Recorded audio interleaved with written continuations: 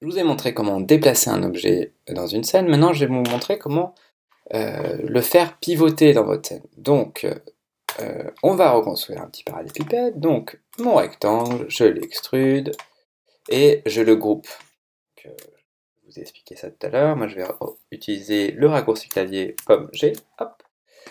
J'ai mon objet que je peux travailler maintenant dans l'espace, donc je vais utiliser cet outil-là.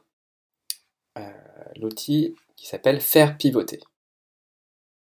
Je peux lui donner, par exemple, une fois qu'il est sélectionné, je peux lui dire, par exemple, de faire une rotation par rapport à ce coin.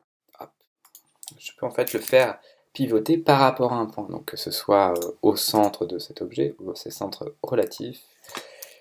Je peux le faire pivoter dans le sens comme ça, dans ce sens-là.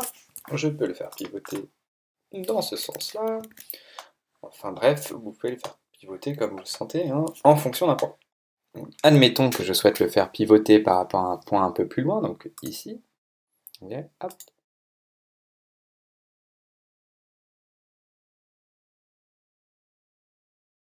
Concernant son raccourci clavier, on va être sur le raccourci clavier Q. Donc si j'appuie sur Q, hop, je me retrouve à pouvoir faire pivoter.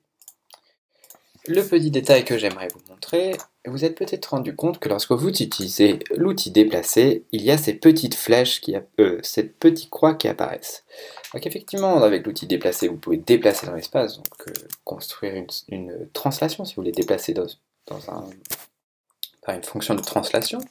Mais vous pouvez aussi, juste en utilisant l'outil déplacer, le déplacer par rapport à son centre en cliquant sur ces petites flèches. Donc hop, comme vous pouvez le voir, je peux le déplacer juste ici, ça marche aussi sur les autres faces, donc hop.